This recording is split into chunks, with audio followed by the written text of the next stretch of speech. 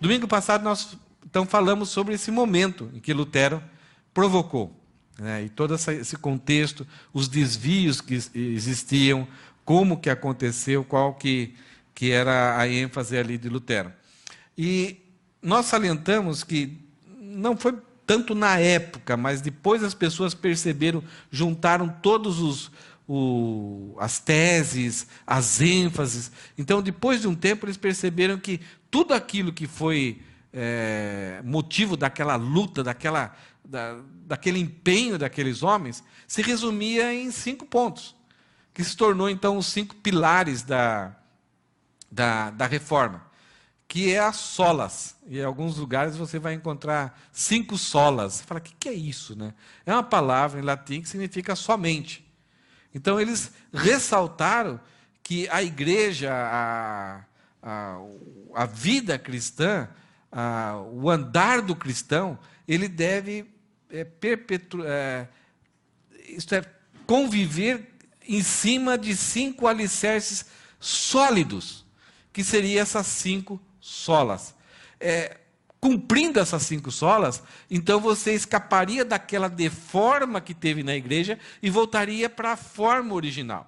Então a reforma não foi um movimento para colocar algo novo na história, mas uma tentativa de voltar à forma original que foi ensinada por Jesus, pelos apóstolos, o fundamento dos apóstolos, que era a igreja instituída ali por Jesus, principalmente a partir de Atos capítulo 2. Então nós temos as 5 solas: sola Escritura, sola gratia, sola fide, sola Christus, solus Christus e soli Deo gloria. Então, é fácil da gente, mesmo em latim, é fácil a gente saber o que cada palavra dessa significa. Somente as Escrituras, somente a graça, somente a fé, somente Cristo, e somente Deus deve receber a glória. Então, esse é o espírito da reforma, né? E esse é a forma da igreja, né? Com que eles falaram. A igreja tem que andar desse jeito. Tem que andar pensando e balizada em cima disso.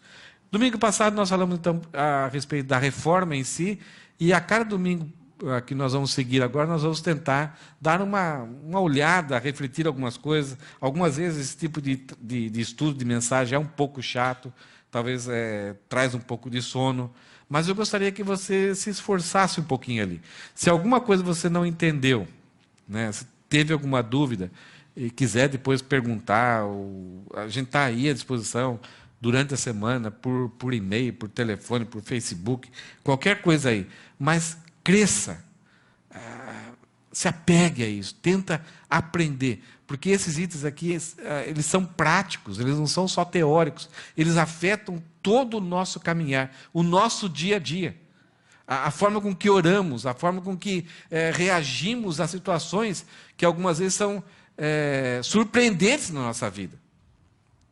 Quando você vai no médico e o médico olha para você, você vai ter que fazer uma biópsia. Isso daqui influencia como você vai reagir ali.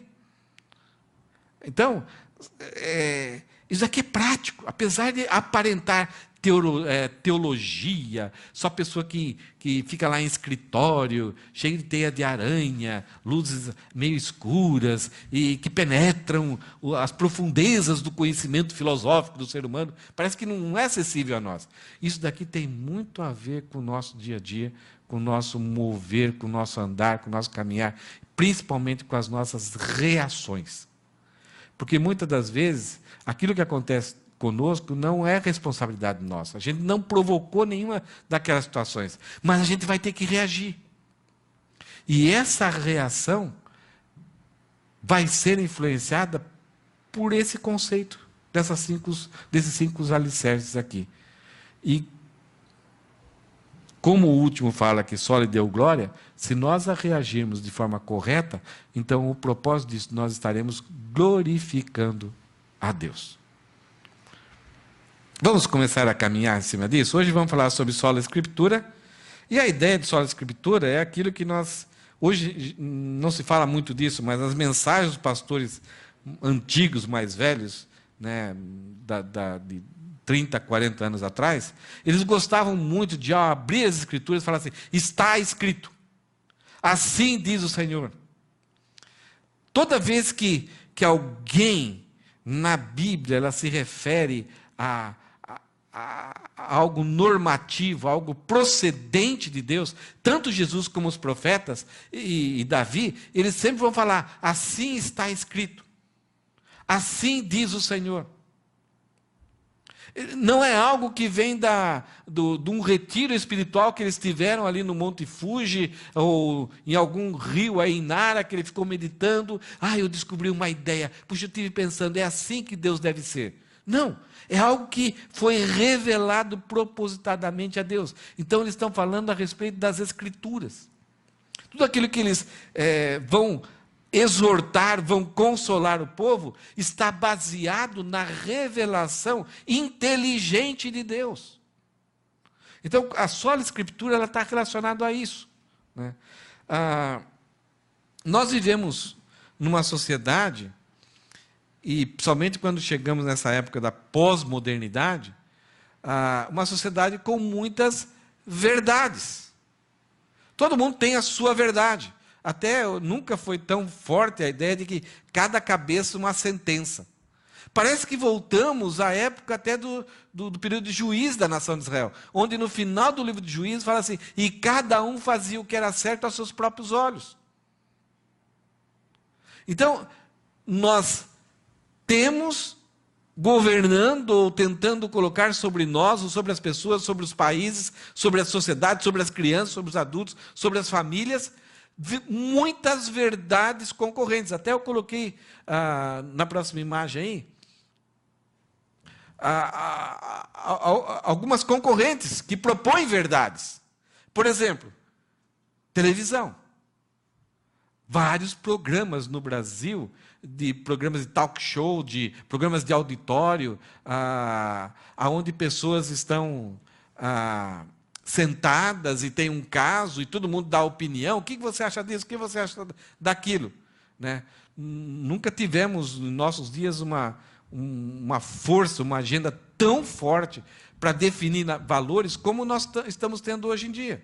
Não sei se você tem acompanhado as revistas de maior circulação do Brasil, a revista Veja, o Fantástico, o Programa da Manhã, da Fátima Bernardes, como eles estão com uma agenda a respeito de gênero. Nunca na história da humanidade, a não ser na época de Sodoma e Gomorra, foi tanto imposto, colocado sobre a sociedade, uma necessidade de se comportar de acordo com essas opiniões.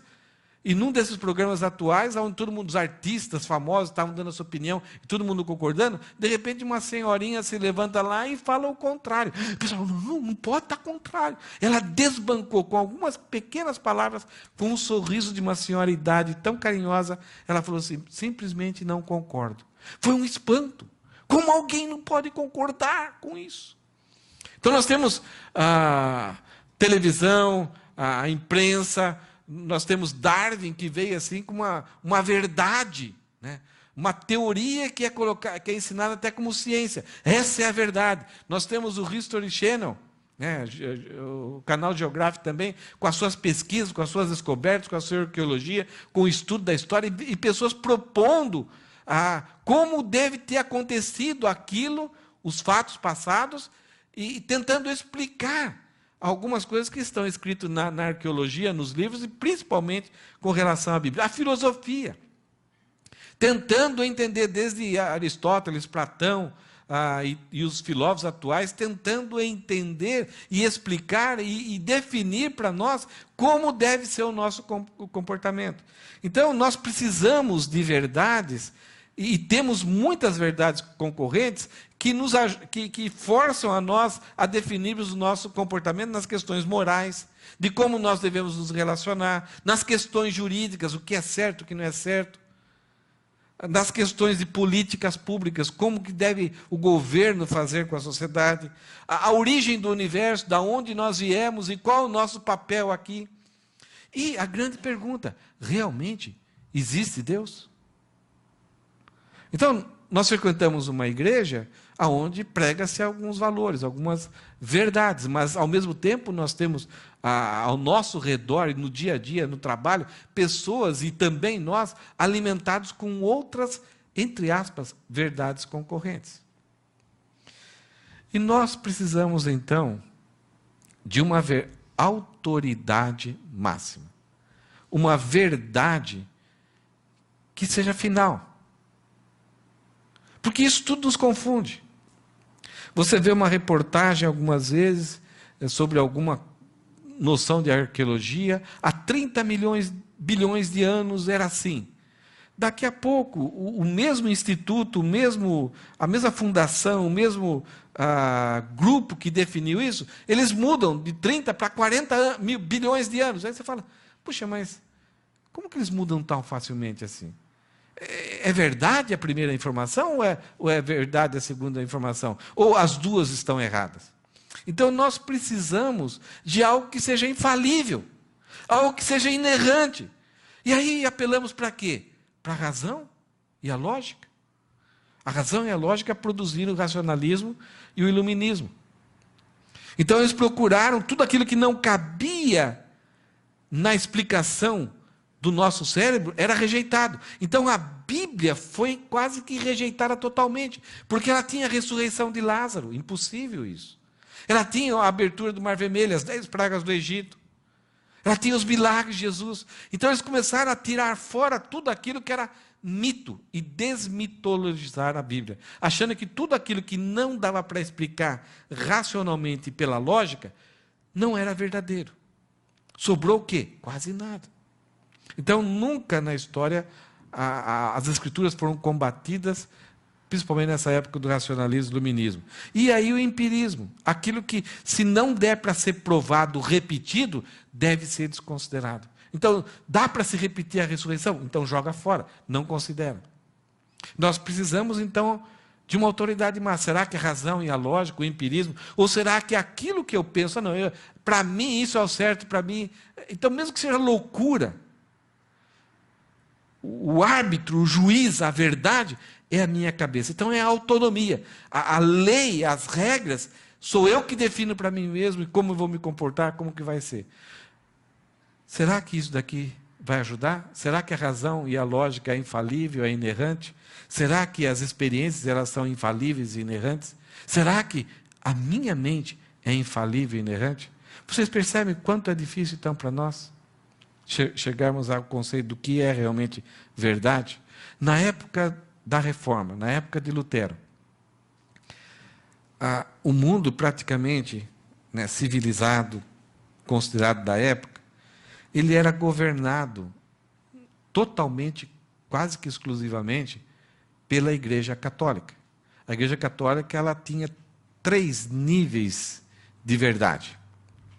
Ela, então, considerava o magistério, isto é, a liderança, quem exercia o poder sobre a igreja, então, era o Papa da época. Eles consideravam também a tradição, tudo aquilo que a Igreja Católica, ao longo do tempo, foi acrescentando, então, isso era valor, isso era verdade.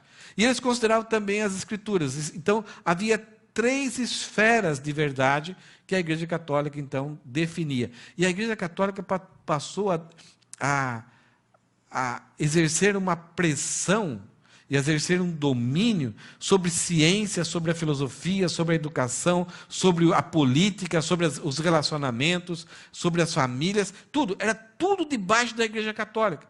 Ela tirava e colocava reis. Ela influenciava, de tal forma que nada podia ser feito se não fosse pela autoridade da Igreja Católica. Então, a Igreja Católica tinha essas 3 esferas, o Papa, as tradições e as Escrituras. Só que ela não considerava essas 3 esferas no mesmo pé de igualdade. Em primeiro lugar estava o Papa, em segundo a tradição, e em terceiro lugar as Escrituras. Percebe o problema aí? Então, se o Papa, em um determinado momento, ele queria mudar, ele queria, por algum objetivo, talvez de algum projeto financeiro, algum ideal, ou até por causa de alguma corrupção, ele se sentava no trono e ali, naquele momento, ele escrevia uma encíclica e ele estava em ex-cátedra. O que ele estava falando naquele momento era como se ele estivesse falando em nome de Deus, ou como Deus falando. E aí alguém falava, mas as Escrituras não concordam com isso. Ah, mas agora o Papa pode mudar, ele está em ex-cátedra, ele tem uma autoridade superior às Escrituras. Então é por causa disso que os erros foram sendo acrescentados e não podiam ser combatidos, porque as Escrituras estavam em terceiro lugar. Na ideia, era o seguinte: quem que fez as Escrituras? Na cabeça deles. As Escrituras provêm da onde? Qual é a fonte? A fonte é a igreja. Então, se as Escrituras foram feitas pela igreja, as Escrituras não têm autoridade sobre a igreja. Esse era o pensamento. Então, e se as tradições também foram feitas pela igreja e são mais atuais, as tradições têm mais peso de autoridade do que as próprias Escrituras. É diante disso que pessoas que tinham aqueles conflitos da justiça de Deus, como Lutero teve, que se revoltaram. Porque para eles, a igreja é fruto das Escrituras. A igreja, as Escrituras é que define a forma da igreja, a liderança, o comportamento, a ética, a missão, o propósito, a existência. E não o contrário. Então, por causa dessa situação que nós encontramos aqui, é que a reforma, então, passou a existir. Porque a reforma queria mudar tudo isso aqui. A reforma não estava querendo jogar fora algumas coisas que pertencem a tradições, desde que as tradições são autorizadas pelas Escrituras. Se são heresias, se são coisas que não combinam com as Escrituras, não são autorizadas pelas Escrituras, então devem ser rejeitadas, devem ser abolidas. As Escrituras, elas ensinam e determinam e formalizam como deve ser a liderança. As Escrituras não combatem a liderança. As Escrituras não trazem para nós a ideia de que somente as Escrituras, isto é, as Escrituras e Deus.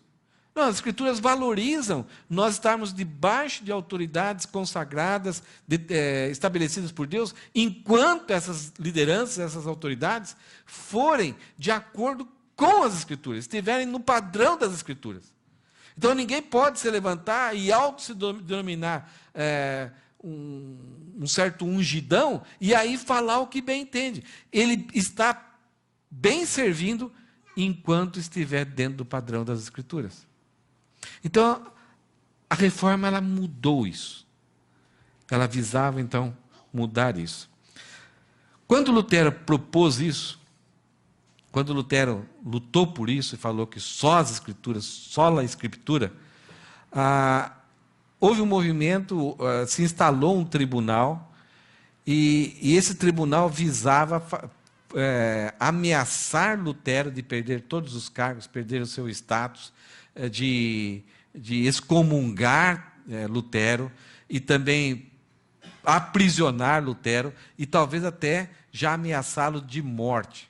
Então, muitas pessoas falaram: Lutero, não vá para esse tribunal, porque eles querem que você se retrate, que você chegue lá e fale: olha, eu comi uma feijoada, não passei bem, e de repente escrevi umas besteiras, umas bobeiras aí, e está tudo errado, tá? Desconsidera, joga fora, e vão continuar daqui para frente. Vocês querem, assim, me dar uma disciplina por alguns dias, eu aceito, e desconsidera o que eu falei.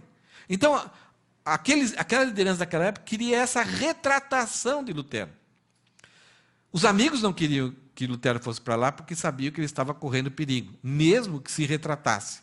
Porque a Igreja Católica teria que fazer alguma coisa muito forte, muito disciplinadora, muito exemplar, muito pedagógica, porque muitas pessoas estavam seguindo o exemplo de Lutero.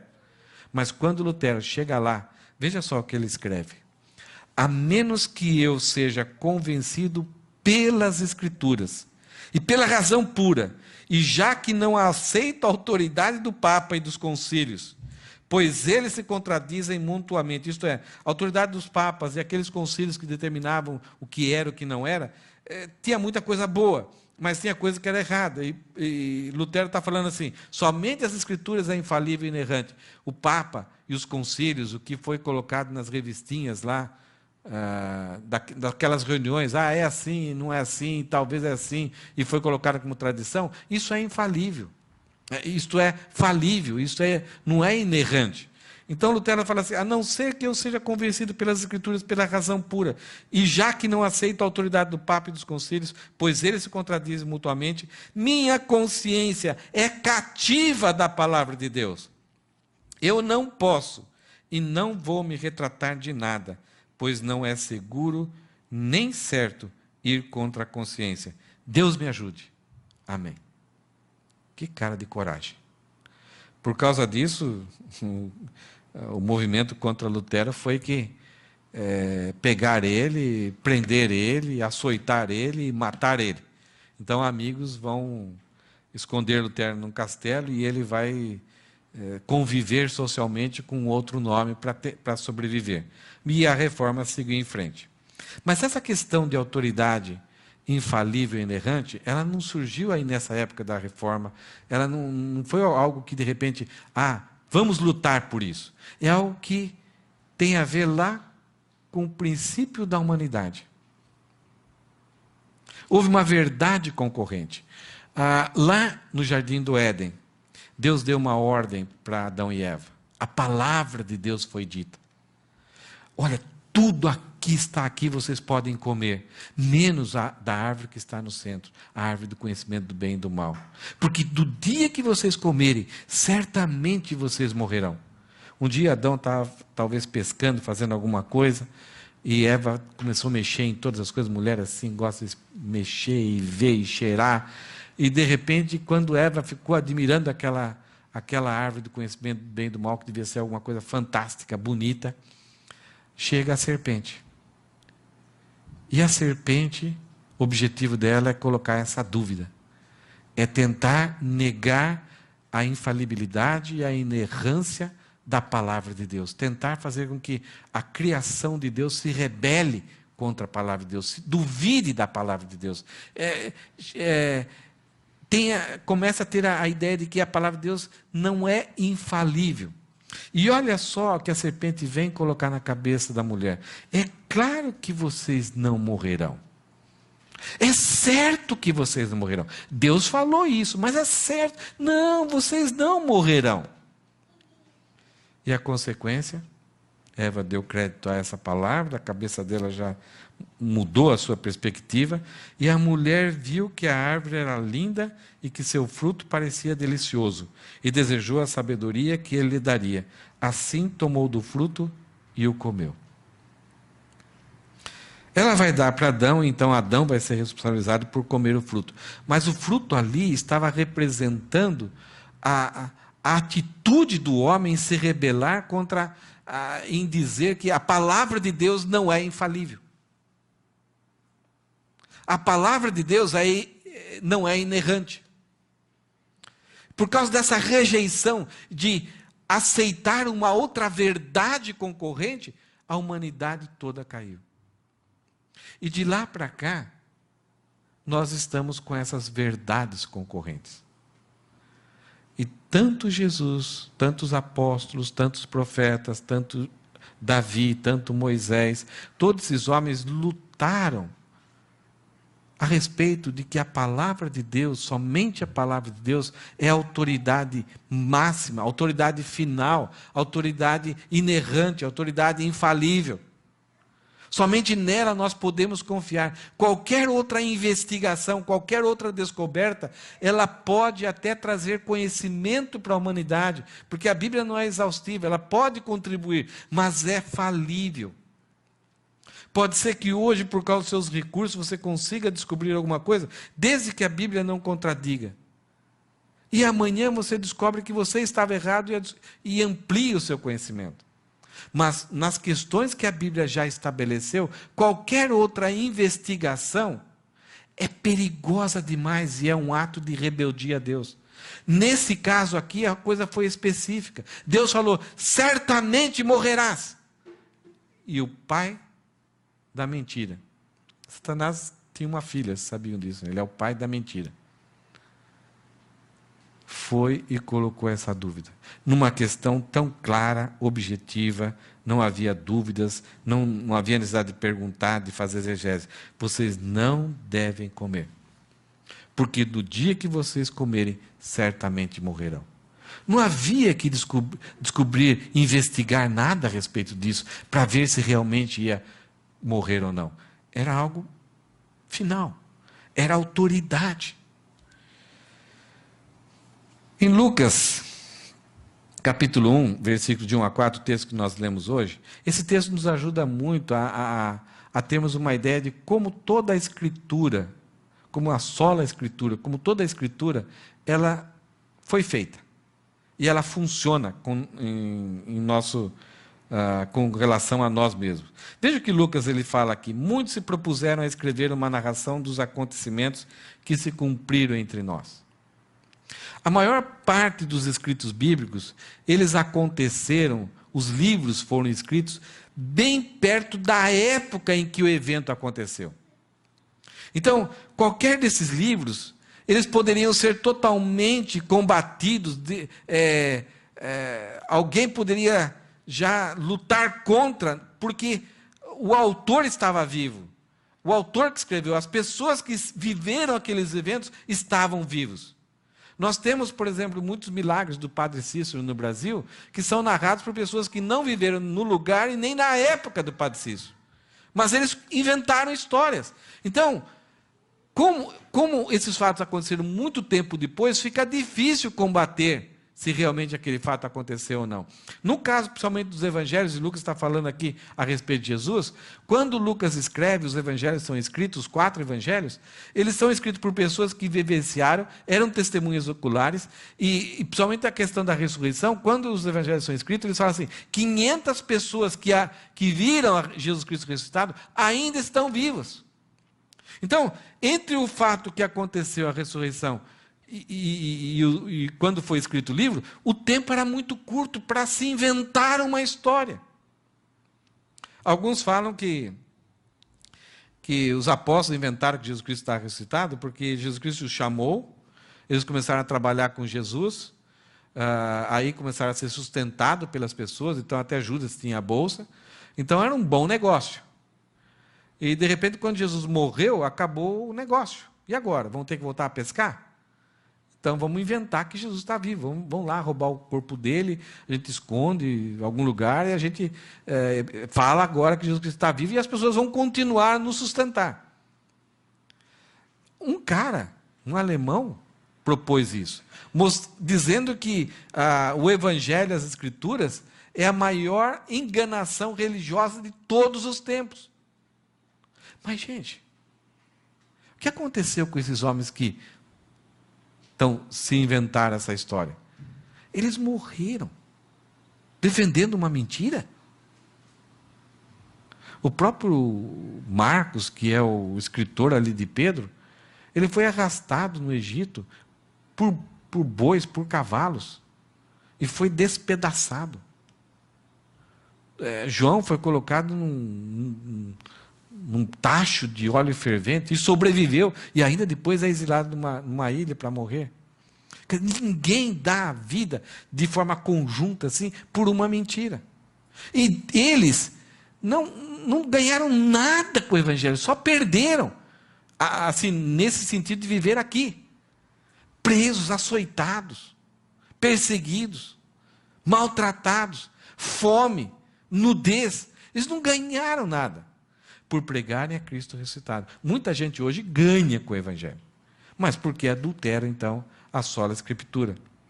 Então, Lucas está falando que esses acontecimentos aconteceram ali entre nós. E Lucas está falando assim, não é algo longe. Esses acontecimentos aconteceram entre eu, essa pessoa. É algo que dá para ser comprovado, não dá para ser negado. Usaram os relatos, as pessoas que propuseram escrever uma narração dos acontecimentos que se cumpriram entre nós, usaram os relatos que nos foram transmitidos por aqueles que desde o princípio foram testemunhas oculares e servos da palavra. O que Lucas está querendo dizer aqui? Quem escreveu, quem bolou esses livros, tem dignidade, tem currículo.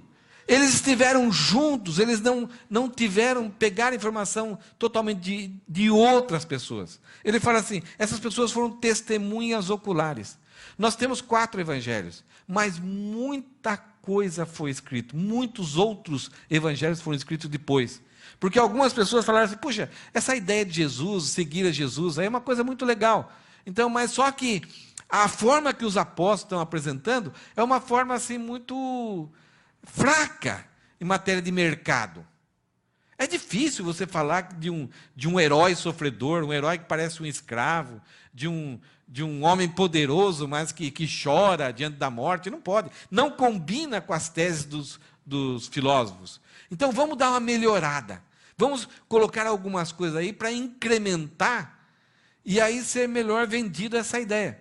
Então, vários evangelhos colocaram assim, que principalmente os apócrifos, colocaram a ideia de que Jesus estava andando, onde ele pisava, nascia flores, ele encontrava um passarinho machucado, então ele pegava o passarinho e saía voando, brigou com o menino virou uma estátua de barro.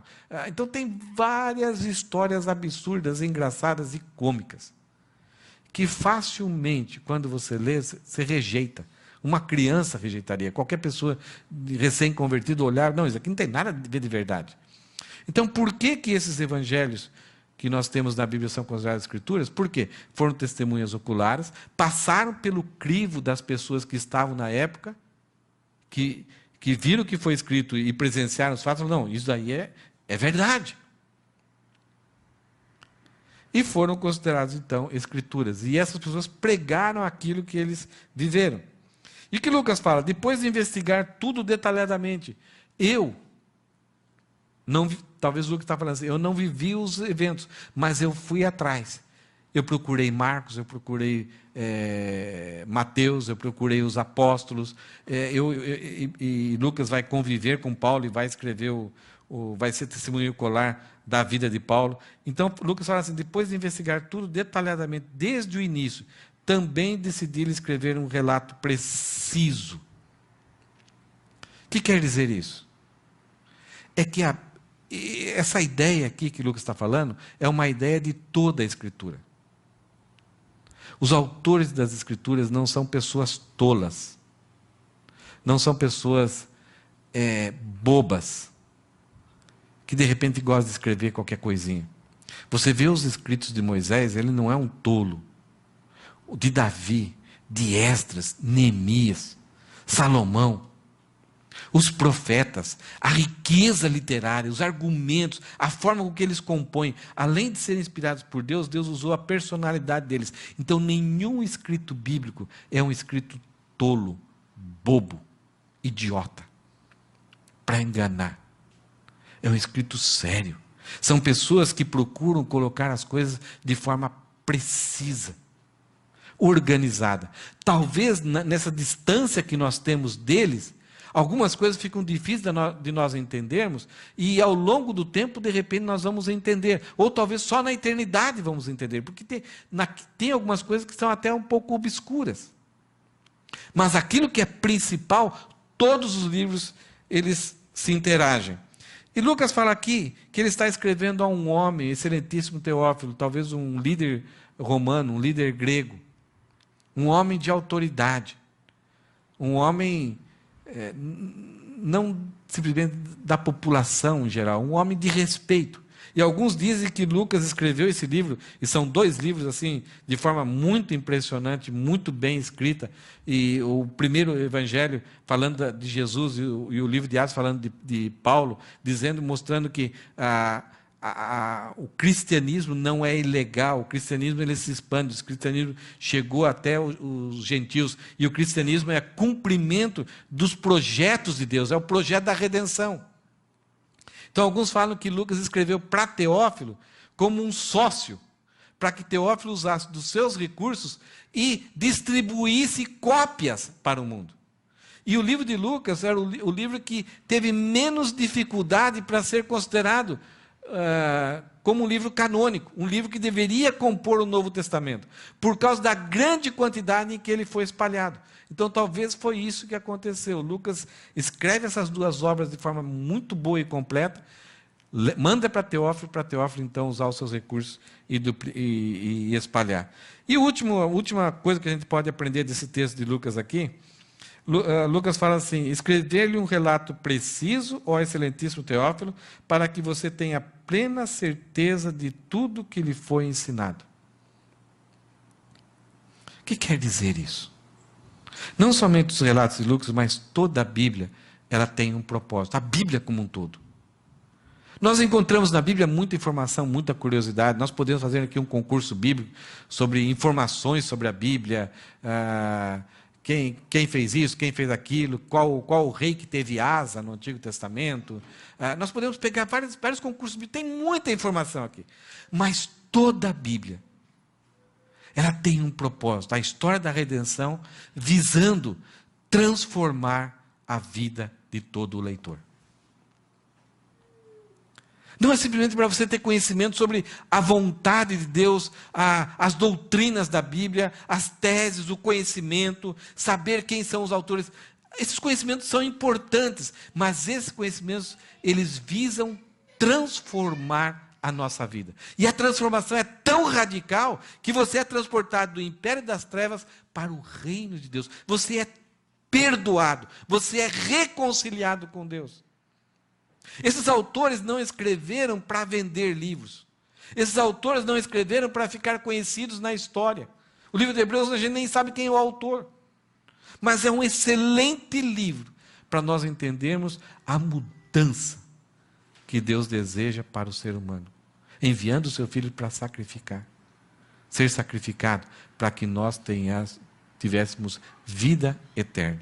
Então, o objetivo da Bíblia é isso.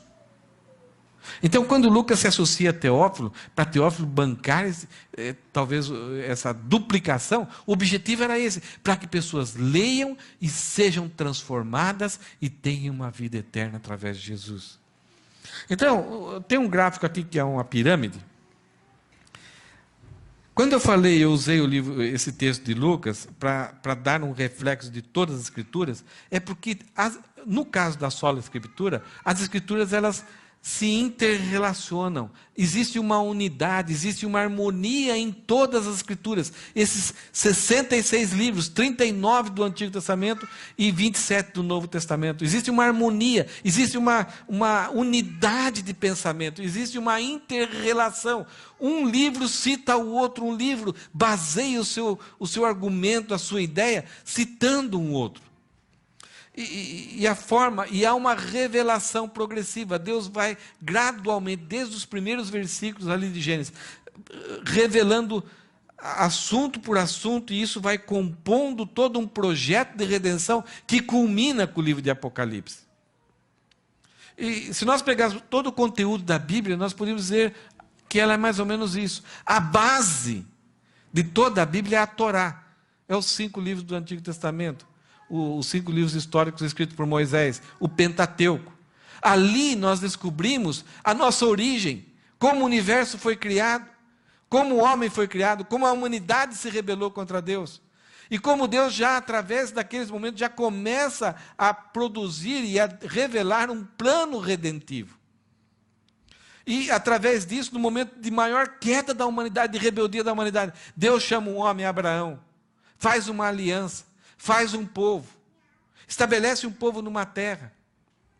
E aí, então, revela-se a esse povo, já anunciando a vinda do Messias. Então, a Torá é a base para a gente entender toda a Bíblia em Gênesis capítulo 12, e depois, em Êxodo capítulo 28, é a base para a gente entender o relacionamento de Deus com a nação de Israel. Então, a Torá é a base. Aí os livros históricos, poéticos e proféticos, eles são alicerçados em cima dessa base. Tudo aquilo que eles vão pregar, exortar, vão corrigir, vão prometer, está alicerçado sobre essa base que é a Torá. E o Novo Testamento, então, vem cumprir isso. A nova aliança. Jesus vem se apresentando, e Jesus, então, é o clímax. Aí, quando Jesus Cristo fala lá na cruz, está consumado, ele está querendo dizer com isso, o plano redentor, que tem a Torá, que tem os livros históricos, e que o Novo Testamento chega ao ápice, e depois a igreja é o instrumento de Deus para proclamar o evangelho para todo mundo, então está consumado.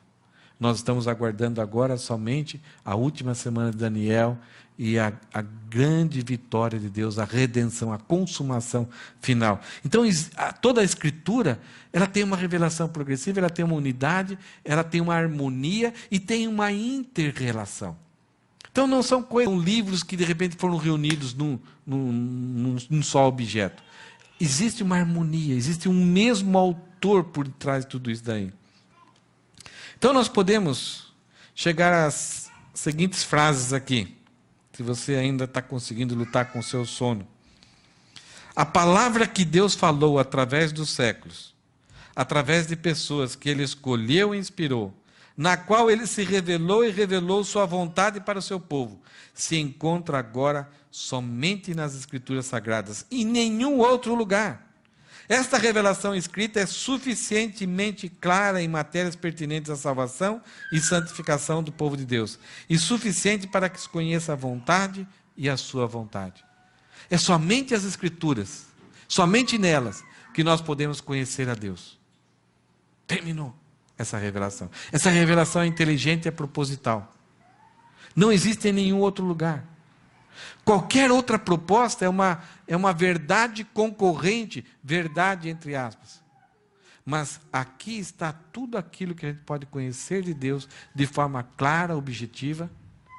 E para sabermos a vontade de Deus e a santificação, com referência à salvação e à santificação do homem. Aqui. Vocês percebem a importância disso? E a forma tão simples com que ela foi composta, então, através desses séculos, 40 autores. Somente um gentil. Todos judeus. Quem que é esse gentil? Quem que é esse gentil que entrou no meio dos 39 judeus?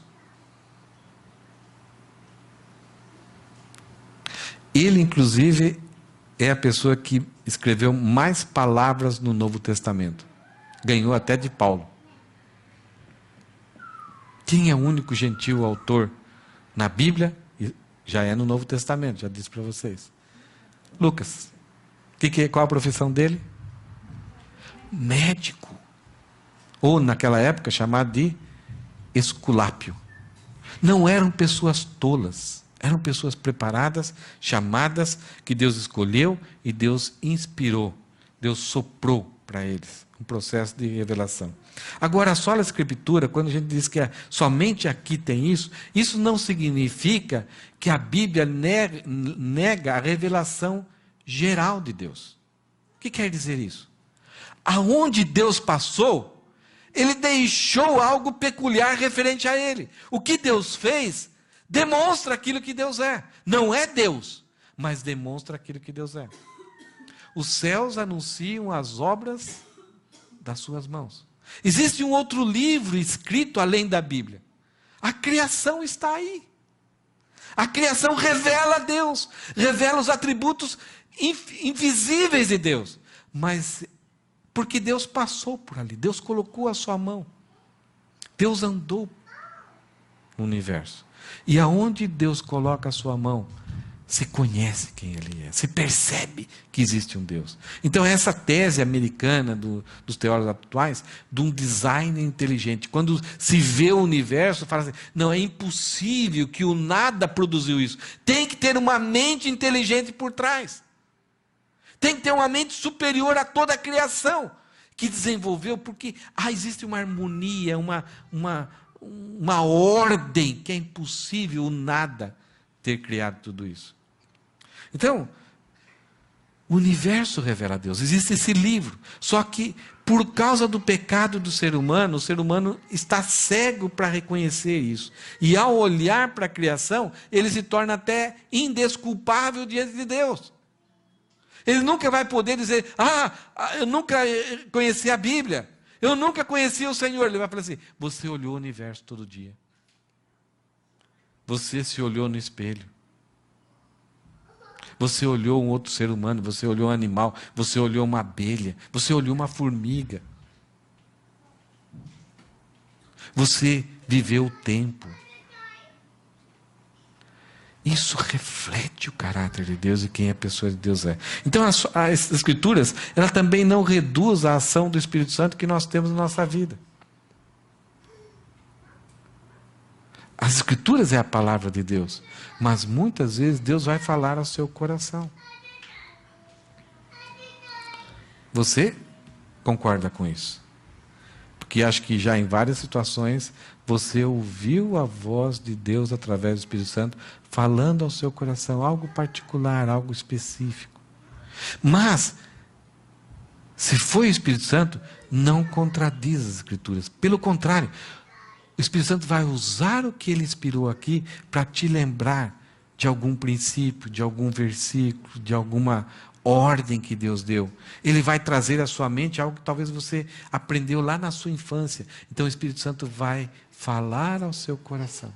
Então, só a Escritura, que é somente a palavra, aqui é somente a palavra de Deus, não reduz essa atuação do Espírito Santo. Mas nós vimos lá no livro de Atos, que pessoas que quando o Espírito Santo falava no meio da igreja, eles concluíam erradamente a respeito do que deveria ser feito diante dessa ordem. O Espírito Santo falava assim: Paulo vai para Jerusalém e vai sofrer. E os irmãos, pelo seu Espírito, falam: não vai, Paulo. Então, percebe que a atuação do Espírito Santo, juntamente com o nosso Espírito, pode nos levar a deduções erradas. Não que o Espírito Santo esteja errado, mas nós podemos deduzir errado. Então, aqui, se interpretarmos corretamente e aplicarmos corretamente, aqui está registrado corretamente. Então, quando você tem a sensação de que o Espírito Santo está falando no seu coração, vai para a Bíblia. Paulo pregou em Bereia, o que eles fizeram? Foram para a Bíblia. Ah, mas Paulo é um grande missionário, é um grande conhecedor, é um judeu instruído. Foram para a Bíblia conferir se tudo aquilo estava do jeito que eles estavam falando. Quando nós dizemos que somente as Escrituras têm autoridade e é infalível sobre nós, não está significando que nós devemos negar a atuação de líderes sobre nós. Isto é, pessoas que escrevem comentários, ou que pregam, ou que dão aulas. Todos os pregadores, todos os comentários, eles são falíveis, não são infalíveis. Então, mas Deus os usa. Calvino sistematizou muita coisa, Armínio sistematizou muitas coisas. Vários comentaristas, vários escritores estão nos ajudando a entender corretamente as Escrituras. Mas quando vir alguma coisa que esteja em contradição com as Escrituras, só a Escritura é isso, é ficar com as Escrituras. Ela é a autoridade. Não, mas o cara é importante, o cara é famoso, o cara tem muita experiência. Fique com as Escrituras. Porque qualquer um de nós é falível. Então, se eu estou pregando aqui, você não concordar, fique com as Escrituras. Examine tudo aquilo que foi feito, as músicas, tudo que a gente estiver cantando, foram compostas por pessoas falíveis, a não ser quando as músicas são feitas, que são, assim, copiadas das Escrituras, aí a gente fica muito mais tranquilo. Mas quando os corinhos, as nossas músicas são feitas por pessoas simples e pessoas servos de Deus, consagradas a Deus, não importa o status de honra e de experiência que a pessoa tenha, confira pelas Escrituras. Não diz, só a Escritura não diz que a Bíblia é sempre clara em todas as partes. Tem momentos que a Bíblia você não vai conseguir entender, vai ficar com dúvida, ela não vai, e você vai procurar líderes, procurar comentários, e você não vai entender. Descansa. Também não diz que a Bíblia é exaustiva. A Bíblia não trata de todos os assuntos da humanidade. Ela tem um propósito: mostrar, revelar Deus, para que a gente conheça a sua vontade e colocar para nós o que é a salvação, a consumação, a redenção e a santificação. Agora, toda essa vontade de Deus, ela afeta todos os nossos relacionamentos, o nosso comportamento, o nosso viver, o nosso papel aqui nesse universo. Não dá para viver uma vida com Deus e uma vida divorciada, absorvendo todos os outros valores que são contrários à vontade de Deus. Daniel foi levado para a Babilônia. Chegou lá, quiseram dar uma ordem para ele. Ele falou: não, eu não posso. Eu tenho uma norma, eu tenho uma autoridade sobre mim, que é a palavra de Deus. Ele não se revoltou, ele fez até uma proposta: ó, dá para vocês fazerem um teste comigo? Dá para vocês eu experimentar não comer o manjar de vocês, e no final de um certo tempo, se eu estiver melhor, eu posso continuar? Então ele fez uma sugestão, mostrando para eles que aquilo que eles pensavam que era o melhor para os jovens que estavam trabalhando para o reino, era falível, mas a norma de Deus era infalível. Então Daniel provou que ao que ele obedecia estava acima. Mas de repente os amigos de Daniel foram descobertos que eles não adoravam a estátua de Nabucodonosor. E foram acusados, foram delatados, e aí foram jogados na fornalha de fogo. E eles, quando foram jogados lá, o rei até, puxa vida, espero que o seu Deus lhe liberte. Ele falou, se o nosso Deus nos libertar, será bem-vindo. Se ele não nos libertar, ainda assim, nós não serviremos, nós não nos dobraremos à sua estátua. Deus libertou. O próprio Jesus, eu creio que foi o próprio Jesus que andou com ele, o quarto homem andando com eles ali. Mas se Jesus não tivesse aparecido e libertado, eles já declararam antecipadamente, nós não nos dobraremos. A norma da palavra de Deus, ela é normativa sobre nós, nós estamos debaixo dessa autoridade. Então, entre a autoridade do rei, o imperador da época, e entre a autoridade da palavra de Deus, nós vamos ficar com a autoridade da palavra de Deus. Só a Escritura, ela quer dizer que a Bíblia, ela é norma normanda. Nós estamos usando umas termos aqui meio latinos, né? O que significa isso? É que a Bíblia, ela é determinante sobre a nossa vida.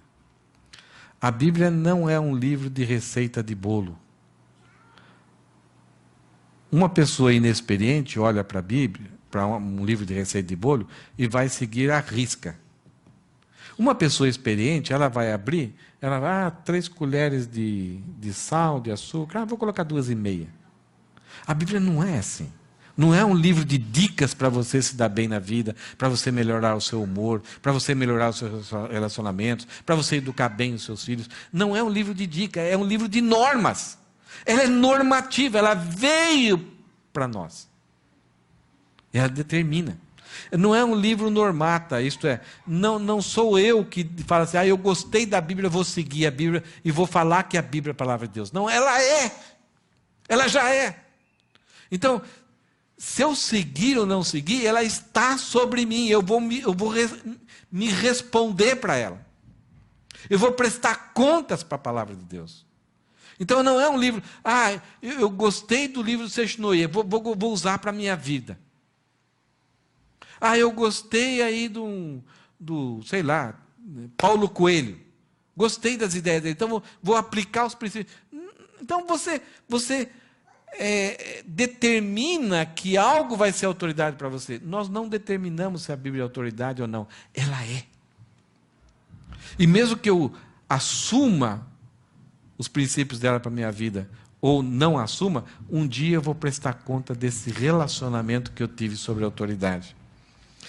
E uma coisa que nós falamos, a autoridade da Bíblia, ela não é determinada. Não foi o povo de Deus, as pessoas de Deus, as pessoas que amavam a Deus, falaram assim, a Bíblia é a palavra de Deus. Não, eles simplesmente reconheceram, isso daqui é palavra de Deus. Então, os 39 livros do Antigo Testamento e 27 do Novo Testamento, foram pessoas que olharam para esses livros, e eles não falaram, não, vamos colocar isso na Bíblia. Não, aqui está a palavra de Deus. Deus está aqui, isso aqui foi feito pela mão de Deus. Deus inspirou. Então foi um trabalho muito árduo, de pessoas sérias, que rejeitaram alguns livros que eram muito bons, assim, historicamente, precisos historicamente, mas que não viam ali a mão de Deus. Não viam ali o coração de Deus, não viam ali a mente de Deus. Então esses livros foram... a autoridade que a Bíblia tem, ela é simplesmente não estabelecida por nós, mas ela é reconhecida. A gente reconhece que ela vem de Deus. Não foi a igreja que formou as Escrituras, mas vice-versa. As Escrituras é que deu a forma e determinou a forma que é a igreja. Então por isso que Lutero combateu aquela estrutura de Papa, tradição e igreja. E Escrituras. Deve ser o contrário. As Escrituras, a igreja... e depois as tradições, que são boas ou não. E que deve estar ou não estar. Agora, nós temos contato com as Escrituras. E como entender as Escrituras? Quais os erros que normalmente as pessoas têm com relação às Escrituras? O que você já viu por aí? A Eu gostava muito, quando eu me converti, eu vi que toda casa tinha. Ela era de plástico, pequenininha, e com uma tampinha de plástico transparente, e toda casa de qualquer crente tinha. E a mãe da Rosana usava muito isso. Eu comprei uma para os meus pais, para ter em casa também. E a gente tirava os versículos assim, decorava os versículos e guardava ali, colocava no final para a gente. Então tirava do meio ali. Qualquer caixinha de promessa. Era a palavra de Deus. Né? Mas era só promessas. A gente devia ter do lado também uma caixinha de exortações, de ameaças, de broncas de Deus. Então eu pego só aquilo que é parte das Escrituras e não toda a Escritura. É uma coisa boa, eu decorei muitos versículos por isso. E eu me apeguei a Deus vendo o que Deus tinha prometido para mim. Mas eu não entendi toda a vontade de Deus com referência à salvação e à santificação. Eu me coloquei até como o cara. Que outros erros que vocês verem por aí com referência às Escrituras? E essa prática, algumas pessoas usavam corretamente. Eu vi a mãe da Rosana, ela usava aquela ferramenta como a decorar versículos, mas eu já vi muitas pessoas assim que não queriam saber de ler as Escrituras, mas deixa eu ver aqui.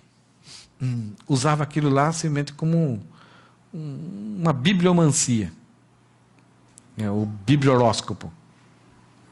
Então, não queria conhecer toda a vontade, mas queria ver como que seria o dia dela. Então, ufa, agora estou protegido. Eu me lembro que quando eu tive pedra no rim, eu já tive várias coisas, irmãos, pode ficar tranquilo. Mas eu fiquei numa Santa Casa Misericórdia, que era o Hospital Bom de Botucatu lá. E quando estou terminando o corredor, assim, tinha então um tipo de um púlpito com uma Bíblia enorme, assim, aberta. Que salmo? 91. Aquele que habita no esconderijo do Altíssimo, a sombra do Senhor Onipotente descansará. Quando eu li descansará, eu falei, o que quer dizer isso daqui? Mas o fato, para as pessoas, o fato de estar aberto ali, então traz uma proteção, cria uma áurea, né? Áurea, sei lá, espiritual ali naquele ambiente. Então os demônios, os espíritos ruins, as invejas, as amarguras não entram e não poluem a minha casa. Então, uso errado das Escrituras. As Escrituras, elas devem ser interpretadas por elas mesmas. Existe uma relação, uma analogia da Escritura. E sempre à luz do princípio cristocêntrico.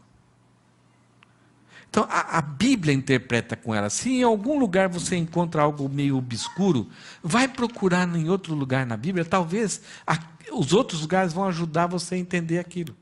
Por isso é muito perigoso você pegar uma tesoura e começar a cortar versículos. A maior parte das seitas, elas surgiram por causa disso. A pessoa foi cortando versículos, não entenderam assim a revelação progressiva de Deus, as dispensações, as mudanças, as alianças.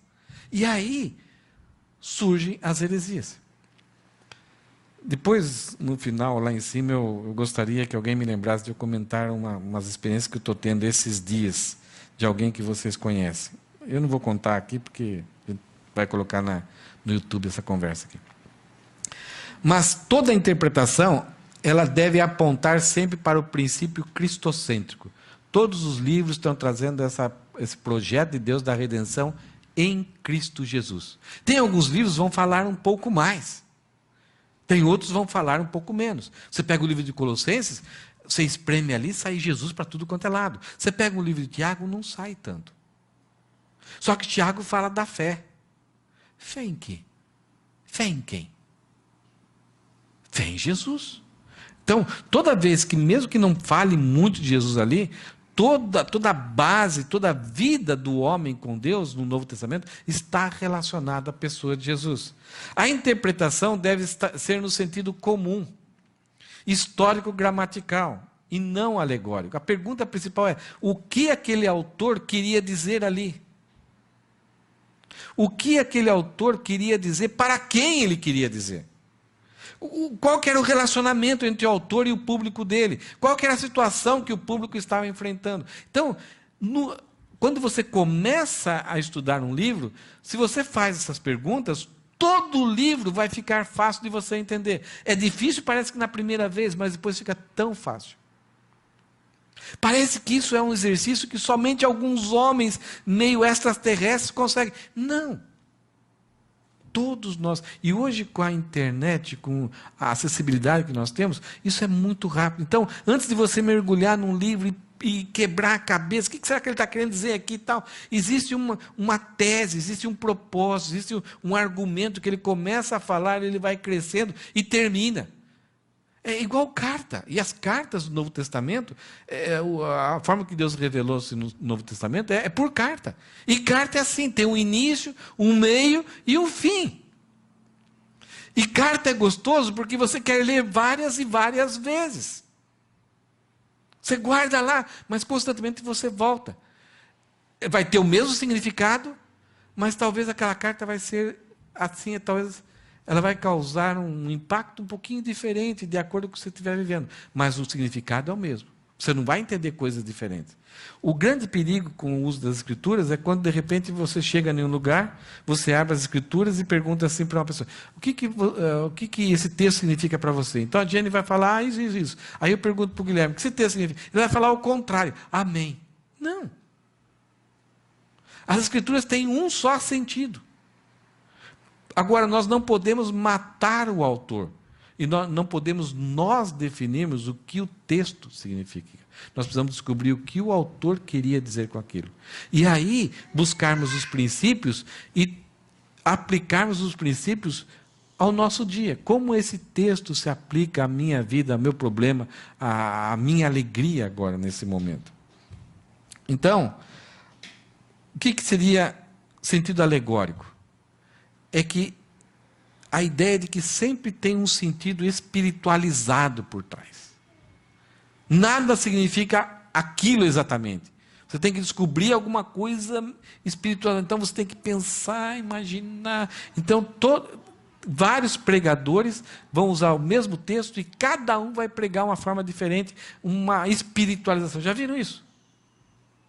Geralmente não se prega o contexto, não se prega quem é o autor, por que ele escreveu, só pega metade de um versículo e já espiritualiza, e aí faz aplicação mirabolante. Então, quanto mais criatividade de invencionista que o pregador tiver, mais cativante ele foi.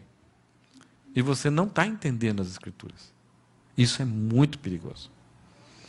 Nas Escrituras, o Deus vivo e verdadeiro sempre confronta o leitor com julgamento e graça. É isso que acontece. Todas as vezes que a gente vai para as Escrituras, gostemos ou não gostemos, a palavra de Deus vai bater duro com a gente. Aí você chega lá, não, deixa eu olhar um outro texto aqui. Isso aqui também não. Nós queremos escolher textos que só falem como as caixinhas de promessa. Então, as Escrituras, elas trabalham em demonstrar para nós que existe uma decadência humana, uma depravação total da humanidade. Mas, ao mesmo tempo, existe a salvação, a redenção em Cristo Jesus. Quando você estuda ela de história gramatical, com revelação progressiva, sabendo todo o projeto de Deus nas Escrituras, você percebe que o homem está afastado de Deus. E continua afastado e vai se afastar mais ainda e vai montar uma rebelião mundial para lutar contra Deus e destruir o povo de Deus. E em todos esses momentos, Deus vai julgar a humanidade, julgou a humanidade, está julgando a humanidade e vai julgar a humanidade, e em todos esses momentos, Deus também vai oferecer graça e vai salvar. Então, tudo que você lê, perceba isso. Seja confrontado, mas não desista. Não se afaste de Deus, porque no próximo versículo, vai ter muita graça. E se você crê, você será agraciado por ela. Tem um salmo, e é isso que eu queria que a gente quase terminasse hoje. Eu peguei só parte desse salmo. Eu queria fazer um gráfico só para vocês verem como Davi ele faz aqui com referência à palavra de Deus. Só para a gente terminar amando mais a palavra de Deus, né? O Salmo 19, versículos 7 a 8. Eu vou ler do começo ao fim, depois eu vou pedir para vocês olharem com os olhos aqui coloridos. Davi fala que a lei do Senhor é perfeita e revigora a alma. Os decretos do Senhor são dignos de confiança e dão sabedoria aos ingênuos. Os preceitos do Senhor são justos e alegram o coração. Os mandamentos do Senhor são límpidos e iluminam a vida. O texto continua falando mais sobre a lei do Senhor, mas eu gosto desses 4 versículos aqui. Desses 2 versículos, né? Eles tratam das maiores necessidades do ser humano. E eles falam que, já que nós temos necessidades, nós somos seres inteligentes que vamos atrás de coisas que podem nos dar, suprir as nossas necessidades, nos socorrer, nos ajudar. Nós não somos pessoas que de repente temos um problema e ficamos ali, tem um problema. Não, eu tenho um problema, aonde eu posso resolver isso? Quem que poderá nos ajudar? Aí parece Chapolin Colorado. Veja aqui, olha o que está em roxo. A lei, decreto, preceitos e mandamentos. São sinônimos da palavra do Senhor. E logo em seguida, Davi ele vai usar a lei do Senhor, os decretos do Senhor, os preceitos do Senhor, os mandamentos do Senhor. Davi então já coloca para nós que o mundo tem muitas leis, que o mundo tem muitos decretos, que o mundo tem muitos preceitos, que os mandamentos, que existe no mundo muitos mandamentos, mas do Senhor é diferente. É a única verdade final, inerrante, infalível e máxima. Então existem verdades concorrentes, mas a do Senhor é diferente. Ela é inerrante, ela é duradoura, ela é eterna. Então sempre Davi vai colocar do Senhor, do Senhor, do Senhor, do Senhor. Ele vai falar que a lei do Senhor, veja que está em verde, ela é perfeita, ela é digna de confiança, ela é justa, ela é límpida, não é contaminada, é pura, em outras versões. E o que ela faz? Ela revigora, ela dá sabedoria, ela alegra onde há tristeza, onde não tem esperança.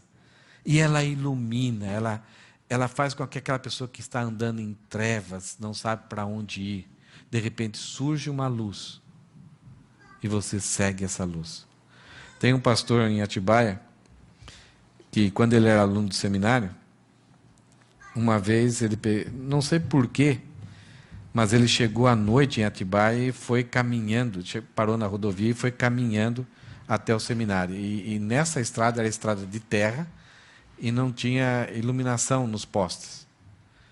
E é aquele dia que o céu estava como o céu no Japão, né? Assim, nublado, escuro, e ele olhava, ele imaginava como eram as trevas no Egito, que nas trevas no Egito foi tão densa que fala-se que dava até para pegar com a mão. Ele não sabia para onde estava indo, ele dava um passo aqui tal, e não sabia onde tinha barranco, em que lugar que ele estava, e ele estava imaginando, puxa, enquanto eu não bater um barranco aqui, eu vou seguir nessa direção. De repente começava indo aqui, ele voltava, não sabia se era subido ou descido, então começava a descer. Então imagine o comportamento de uma pessoa assim. Até que, bem lá na frente, ele viu uma lamparina dentro de uma casa.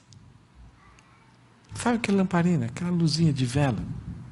Ele mirou naquela lamparina e seguiu aquela direção. Teve alguns tropeços, mas ele sabia para onde estava indo. A palavra de Deus é muito mais que lamparina. Ela nos dá a direção e faz com que a gente saiba, já de antemão, para onde nós estamos indo. E vejo que os benefícios da lei do Senhor, ela revigora a alma. Quantos de nós já sentimos que a nossa alma parece que já está quase que morta? Está abatida, desesperada. Parece que não tem mais vida.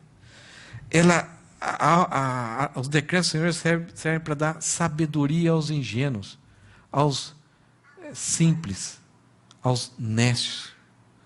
Isso é, a palavra de Deus, ela não faz com que a pessoa vá vivendo a vida, vai quebrando a cara e vai se espedaçando e chegue lá. Não, a palavra de Deus, ela já fala, olha, esse é um caminho bom, esse daqui não é, e você pode chegar inteiro, se você escolher seguir a palavra de Deus.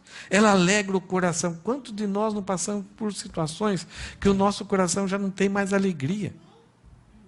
Nós até olhamos para a pessoa e damos aquele sorriso, mas o coração já não tem nada. E somente a palavra de Deus pode fazer isso.